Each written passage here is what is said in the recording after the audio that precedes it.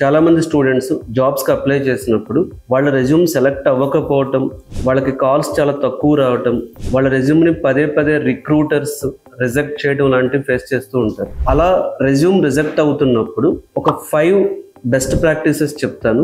దీని ద్వారా మీ resume select అవ్వటానికి ఛాన్సెస్ కొంత పెరగవచ్చు. నెంబర్ 1, రెజ్యూమ్లో క్లారిటీ లేకపోవటం.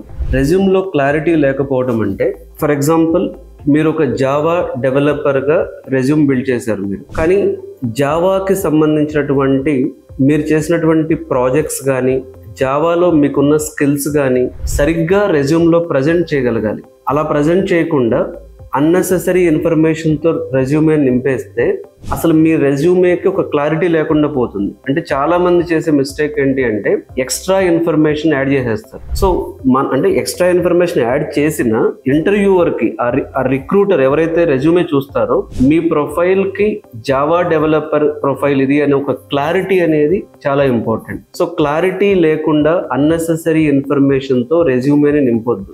రెండవది, కీవర్డ్స్. అంటే మీరు ఏవైతే రెజ్యూమేలో కీవర్డ్స్ మెన్షన్ చేశారో ఈ కీవర్డ్స్కి జాబ్ డిస్క్రిప్షన్కి మ్యాచ్ అవ్వాలి. మ్యాచ్ అవ్వకపోతే అప్లికేషన్ ట్రాకింగ్ సిస్టమ్ అని ఉంటుంది, ATS అంటాం. ఈ అప్లికేషన్ ట్రాకింగ్ సిస్టమ్ ఏం చేస్తుంది అంటే మీ రెజ్యూమ్ని ఆటోమేటిక్గా రిజెక్ట్ చేస్తుంది. ఎగ్జాంపుల్ చెప్తాను.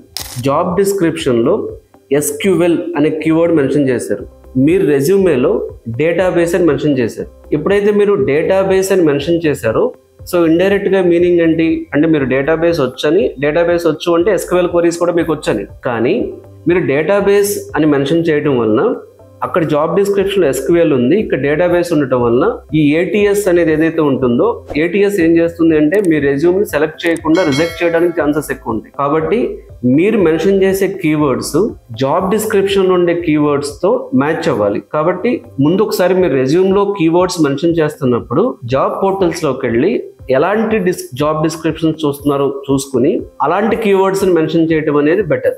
మూడవది, చాలా మంది స్టూడెంట్స్కి ఉండేటటువంటి ఒక అపోహ ఏంటి అంటే ఎక్కువ ప్రాజెక్ట్స్ పెడితే రెజ్యూమ్ చాలా స్ట్రాంగ్ ఉందని అనుకుంటూ ఉంటారు. ఈ ప్రాసెస్లో అన్నెసెసరీగా ఫేక్ ప్రాజెక్ట్స్ లేకపోతే కాలేజ్లో చేసిన ప్రాజెక్ట్స్ అంటే డమ్మీ ప్రాజెక్ట్స్తో నింపేస్తారు. అలా కాకుండా జెన్యూన్గా మీరు 2 ప్రాజెక్ట్స్ చేసినా పర్వాలేదు, ఆ 2 ప్రాజెక్ట్స్ని జెన్యూన్గా ఆ ప్రాజెక్ట్లో మీరుకున్న రియల్ ఎక్స్పీరియన్స్ని మెన్షన్ చేయడానికి ట్రై చేయండి. కానీ మీ రెజ్యూమేని ఫేక్ ప్రాజెక్ట్స్తో డమ్మీ ప్రాజెక్ట్స్తో అన్నెసెసరీగా ప్రాజెక్ట్ కౌంట్ కోసం నింపకండి. అప్పుడు ఏమవుతుందంటే మీరు రెజ్యూమేలో ఒక 5 ప్రాజెక్ట్స్ పెట్టారు, 4 జెన్యూన్ ప్రాజెక్ట్స్ చేసి పెట్టారు, ఒకటి డమ్మీ ప్రాజెక్ట్ పెట్టారు. సో అది ఆ డమ్మీ ప్రాజెక్ట్ వల్ల ఏమవుతుంది అంటే ఇవి కూడా డమ్మీగానే చేశారేమో, నిజంగా చేయలేదేమో అన్న ఒక రాంగ్ ఇంప్రెషన్ మీ రిక్రూటర్కి క్రియేట్ అయ్యి HRకి వచ్చి ఆ రెజ్యూమ్ రిజెక్ట్ చేసే ఛాన్స్ ఎక్కువ ఉంటుంది. కాబట్టి రెజ్యూమ్లో మాక్సిమం డమ్మీ ప్రాజెక్ట్స్ కానీ ఫేక్ ఇన్ఫర్మేషన్ కానీ అవాయిడ్ చేయండి. ఒక ఫేక్ ఇన్ఫర్మేషన్ ఉన్నా ఒక డమ్మీ ప్రాజెక్ట్ ఉన్నా మొత్తం రెజ్యూమ్ మీద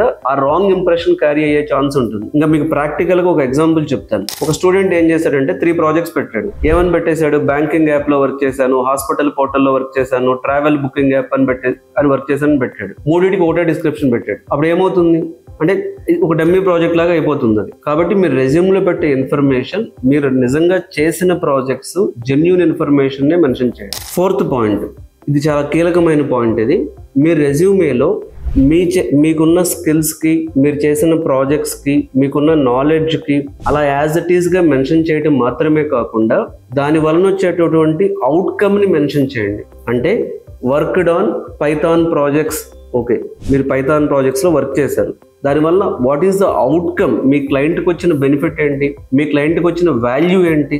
సో అవుట్కమ్ని మెన్షన్ చేయకుండా ఒక ఎస్ఏ లాగా రాసుకుంటూ వెళ్ళిపోతే ఏమవుతుంది అంటే ఓకే మీకు నాలెడ్జ్ ఉంది, but me knowledge, me skills, me projects వల్ల క్లయింట్కి ఏమొచ్చిందనే తెలియదు అక్కడ. సో అవుట్కమ్ని మెన్షన్ చేయండి. ఒక ఎగ్జాంపుల్ చెప్తాను.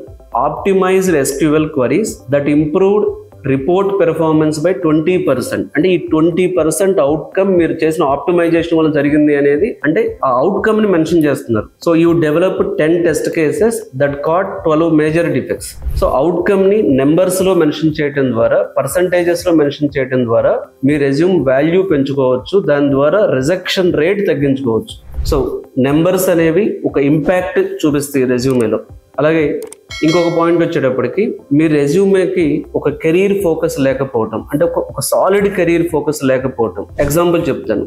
ఒక స్టూడెంట్ రెజ్యూమేలో software testing plus web development plus digital marketing plus Photoshop ఇలా వరుసగా అన్ని పెట్టేశాడు. ఇప్పుడు ఈ వ్యక్తి ఏ రోల్కి అప్లై చేశాడు, అసలు ఏ రోల్కి ఫిల్టర్ చేయాలి? అన్ని వచ్చని పెట్టడం వలన మీరు ఇంటర్వ్యూని కన్ఫ్యూజ్ చేసే ఛాన్స్ కూడా ఉంటుంది, రిక్రూటర్ని కన్ఫ్యూజ్ చేసే ఛాన్స్ ఉంటుంది. మీకు మల్టిపుల్ స్కిల్స్ ఉన్నాయి పెట్టండి, కాకపోతే మీరు ఏ రోల్కి ఫోకస్ చేస్తున్నారో అది హైలైట్ చేస్తూ ఇవి యాడ్ చేయండి. అంతేగాని ఫస్ట్ లైన్లో అన్నీ ఉన్నాయి అనుకోండి, ఇంటర్వ్యూర్ కన్ఫ్యూజ్ అయిపోయేటటువంటి ఛాన్స్ ఉంటుంది. సో ఒక రెజ్యూమే ఒక పర్ఫెక్ట్ రోల్ని టార్గెట్ చేయాలి, కానీ ఒక రెజ్యూమే 10 రోల్స్ని టార్గెట్ చేస్తే డెఫినెట్గా హెచ్ఆర్కి కన్ఫ్యూజన్ వస్తుంది, దానివల్ల మీకు రిజెక్షన్ వస్తుంది. సో ఇలా కొన్ని బెస్ట్ ప్రాక్టీసెస్ ఫాలో అయితే రెజ్యూమ్ రిజెక్షన్ తగ్గించుకోవచ్చు, రెజ్యూమ్ సెలక్షన్ని పెంచుకోవచ్చు. గుర్తుపెట్టుకోండి, హెచ్ఆర్ మీ రెజ్యూమేతో పాటు చాలా రెజ్యూమేస్ చూడాలి. సో మాక్సిమం హెచ్ఆర్కి ఉండేది 10 సెకండ్స్ 20 సెకండ్స్.